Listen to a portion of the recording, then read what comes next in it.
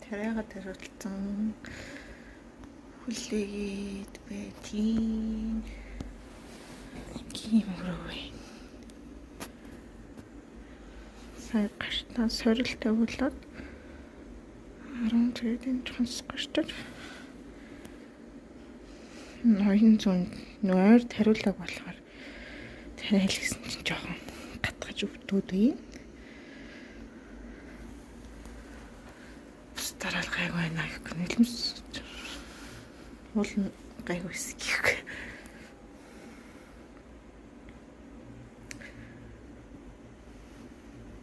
Жоохон сандарч.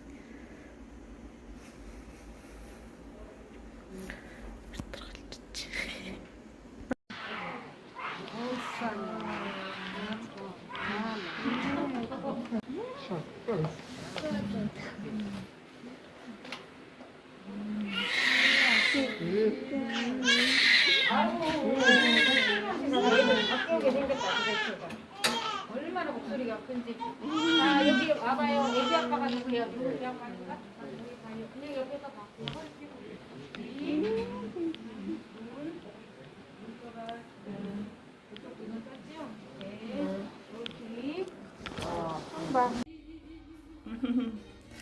За одоо л нэг бичлэг хийхтэйгээ болж байна. Хамаг тариамаараа авахулчихсан. Тэгээд бас ойдлоо арай авахуулаагүй гарах өдрөө авуулна гэдэг. Тэгээд энэ дас нөгөө нэг өвдөл бага байдаг гэдэг нөгөө нэг pain bosto гэдэг тариа тариулсан байсан. Тэр нь бас энд залхацсан байсан болохоор тэрийг өнөөдөр авахуулаа. Тэгээд оёогоо цэвэрлүүлээд одоо л нэг бичлэг хийхдээ болж байна. Яа эхний өдөр бол юу аим шигтэй өвдөлт тэмтрэл. Хоёр дахь өдөр нь бас арай гайгүй. Тэгээд өвчин намдах энэ төр хийлэхээр бас арай давгүй болоо. Тэгээд эрэхтэй хүү болохоор ингээд синхэр юм гисэн. Охин дээр ягааны зүүжсэн. Ингээд саглагаал гэж. Энэ нөгөө нэг яг нэмлийн ортолны дайсон байдаг. Тэгээд тэрэндээ айгүй хөрх юм уур гаргаж гээд хурган яг хажуудаа тавьчихаар шүн нөгөө нэг арай дээр юм билий. Сэрүүн гэх юм цаашаа чигүүгд. Тэгээд зүрхрүүгөө танилцуулах юм бол ингээ хаалган. Тэгээд эндээ юм найлтай. Ингээд нэг хүний өрөө. Найлан болохоор юм хажуудаа эндээ дүүштэй.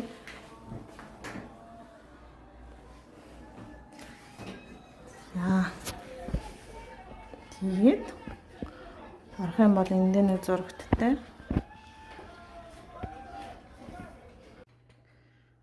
Хүүхд болохоор өөр ирэхгүй. Явдал хорцсаад.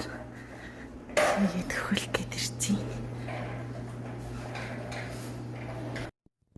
За тэгээд гадуур корона их гарч ирсэн байгаа учраас ангилгууд маань ер нь бол ариун цэврийн маш сайн сахиад хүүхдүүдийн 11 цаг 7 цаг төгөлцөлдөг байсан бол огт тэгэхээр болоод хөхүүлхөрөө дээш 8 давхартаа ниран тасгатаа гарч ирээд гараа сайтар угаагаад нэг удаагийн хоромгч зүүгээд нэг удаагийн бэби зүүгээд хөхүүлдэг болсон мэлээ. Тэгээд өмнө нь бол ингээд хизээч хамаагүй яг ниран тасгатаа ирээд хүүхдээ авч болдог байсан бол болоод яг 3-аас 3:30 гээд цаг гаргаад тэр цагтаа л болно. Бусдууд нь хөхүүлэхөр болж ирж хөхүүлнэ гэд ийм болчихсон байсан. Тэгээд хэрэгэлсэн юугаа бол сая хогийн саванда хаяад тэгээд хөхүүлэх тасаг манай л ийм байгаа 8 давхарт нь. За тэгээд гараад яг нэран засгийн үүдэнд маань ийм сүнээрүүд байгаа. Дөнгөрчсөн хүүхдээ анхны бэлэг гээд гар хөлийнх нь хэвийг ингээд гаргадаг. Эмнэлэгт байх хугацаанд захиалах юм бол 20,000-аар хэмдэрч ирсэн баха. Тэг ихчдэр нь хийлгэжсэн болохоор дүүд нь бас хийлгсэн байгаа.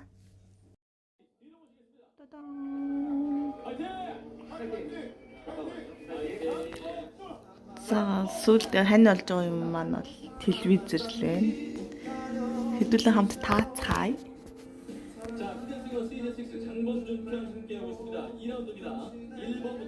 장범준이 하나가 타이? 이번에도 5명 중에 가장 장범준 같이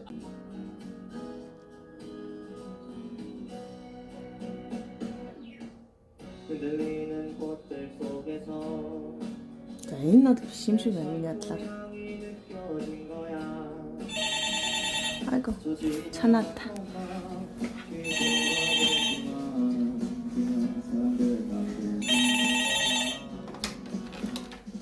네, 여보세요?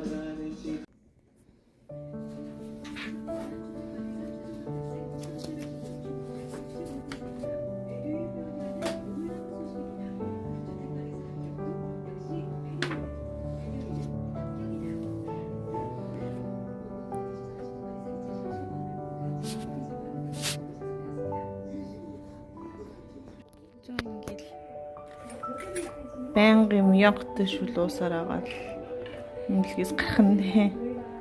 Мягтай шүл болохоор сав амир сайхшаадаг гэд байнга өвдөх юм шүү лээ.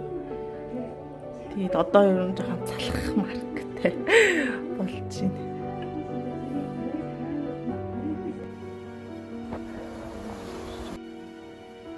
Хай манаха. Эмнэлгээс гараад 7 онцоо. Тэгээд төрсний гэрчлэгийг авах гад одоо шилжин явж байна. Тэгээд хүүхдэд төрснөөс хойш 30 хоногийн дотор бүртгүүлэх ёстой гэдэг өнөөдөр явж байна. Дээрээс нь 30 хоногийн дотор л нөгөө нэг ээжийнхаа даатгал дээр хамрагдаж явна гэсэн учраас даатгалд хамааруулаханд бол цэнхэр үнэмлэхийн захиалах шаардлагатай. Тэгээд цэнхэр үнэмлэх захиалганд бол гадаад паспортын захиалах шаардлагатай. Тэгээд Монгол руу бас итгэмжлэл явуулах гад Монголоос хурдан гардаг учраас тэгээд хэлж явж байна. Яа тэгээд хүүхдийнхаа төрсний гэрчлэгийг авчихсан. Тэгээд өнөөдөр бас эмнэлэг орох өдөр маань байсан байгаа. 7 хоногийн дараа ивэ гэсэн. Тэгээд эмнэлгээ дээр өглөө нь нэлчэн ороод ажлуудаа амжуулаад ирсэн чинь цайны цагаан таарчихсан. Тэгээд ойрхон кофе шопуудаа. Тэгээд энэ боломжийг энэ цаг хугацааг ашиглаад төрсний гэрчлэгээ авахд хэрэгтэй болсон материалуудын таа багцсан дэлгэрэнгүй гэж боддог. За тэгээд эхний хэлж нь бол эмнэлгээс гарахтаа нөгөө төрсөн үнэн гэсэн бичгээд шүлсэн жимэнтэйгээ авчихна. Аавын нэр, ээжийн нэр, тэгээд хүүхдийн одоо нөгөө төрсөн цаг нөгөө баримтууд маань зүг байна уу сайн шалгаад. За тэгээд гэрэлтийн баталгаа хэрэгтэй. Гэрэлтийн баталгаатай эцэг эсвэл гэрэлтийн баталгаагүй эцэг эсвэл ээж өөрөөрөө уудлах бол ингээд бүрдүүлэх материал нь арай өөрөөр боломжтой байлээ. Гэтэ яг нэгдсэн бүрдүүлэх материал гэх юм бол ерөөсөн аав ээжийн өвгөний үнэмлэх гадаад паспорт тэгээд эмнэлгээс авсан бичиг. Тэр бичиг маань солонгос хэл дээр гардаг учраас тэрийг орчуулсан байх шаардлагатай гэдгийгсэн. Тэгээд өнөөдрийн хувьд гэх юм бол яг элчингийн урт талд нь болохоор Монгол орчуулга гэдэг юм байна. 10,000 төгрөг орчуулдаг. Тэгээд тэнд нь орчуулад батареатар баталгаажуулаад тэгээд төрсний гэрчлэгийг нь авсан байгаа. Тэгээд гэрэлтийн баталгааг өмнө нь бол нөгөө Монголоос ингээл захиал лавлгаа авдаг байсан бол одоо маш амархан болчихсон байлаа. Ийм Mongolia гэдэг ийм аппликейшн байгаа. Тэгээд эндээ болохоор бүртгүүлээд өөрийнхөө регистрингээр бүртгүүлээд ингээд мэдээлэл оруулах юм бол таны захин одоо иргэний үнэлэх одоо ер нь мэдээлэл орчд юм байлээ. Тэнгүүтээ одоо юу гэдэг онлайн захимаар ер нь бол бүх материалуудаа PDF файлаар авдаг болсон байлээ. Тэгээд миний хувьд гэх юм бол бас энэ дээр юу яагаад бүртгүүлэхэд бол заавал өөрийн нэр дээр нөгөө нэг утасны дугаартай байх шаардлагатай юм байна. Тэгээд утасны дугаар надад Монгол байхгүй учраас энэ гэдэг нөгөө нэг Unitel Korea гэсэн үг үү? Unitel Mongolia гэсэн юм Facebook сайт байгаа. Тэндээс холбогдоод 5,000 доллар 30 хоногийн дугаар авсан байгаа. IP 77-тай. Тэгээд тэр маань болохоор миний өөрийн нэр дээр болцохоор тэрийг суулгаад, утсан дээрээ суулгаад бүртгүүлч хийгээд болчихжээ. Тэр IP 77-тай дугаар маань мессеж бас ирдэг юм байлээ. Тэгээд баталгаажуулалт нэг удаагийн код гээ тэгээд авсан байгаа. Тэгээд гэрэлтийн баталгаа 1000 төгрөг гээд бүх юм цахимдсан. Надад би нэг ойр дөрөнд гэж Монголд юм хөөцөлтөөгүй. Тэгээд аюу гой санагдсан. Нэг явдал судлахгүй захимаар тэгээд юм материал авчиж байгаа болохоор. Тэгээд тийм боломж бас байд юм билээ. Тэнгүүд PDF-аар файлаар нь авангуудаа элчин дээр очингуудаа тэр бүртгүүлж байгаа хүндээ ч юм уу те шууд имэйлээр нь эсвэл сайт руу өөрийн Facebook руу явуулчихаар тэгээд болоод нөгөөтний канал болж гаргаад их амар болсон байлээ гэж тийм нэг байна. Тэнгүүдээ өөр юу л гэж бодож байлаа. Тийм.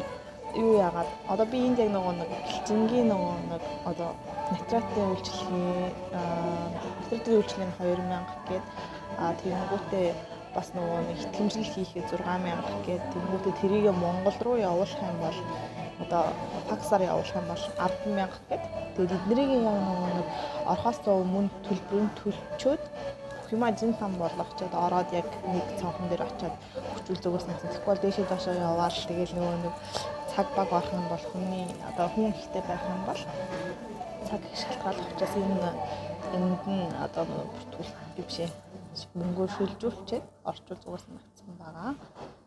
За тэгээд ийм байна. Тэнгүүтээ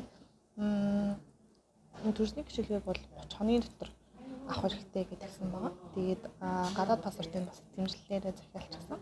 Тэгээд гадаад паспорт нь ирэх юм бол Солонгос захим үнэлэх гадаад иргэн үнэлэх болохоор 90 хоног дотор мэдүүлэх хэрэгтэй гэдэг. Тэр одоо ер нь бол нэг үе бодвол наашаага амар их онгоц нисэж байгаа учраас паспорт нь гарчвал хурдан мэдүүлэх болох байх.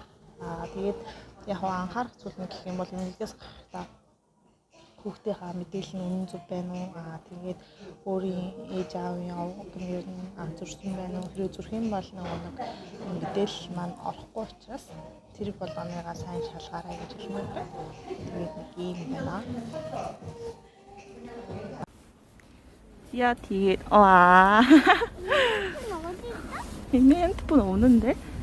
Ахна өглөө цэцэрлэгтэн өгчөөд ажлуудаа амжуулж чаад орой яг аваад. Тий. Орой тэгээд цэцэрлэгээс нь аваад гэрлүүгээ явж гинэ. Одоо ороод дүүгээ. Эцэг нэг юм ярьчихсан.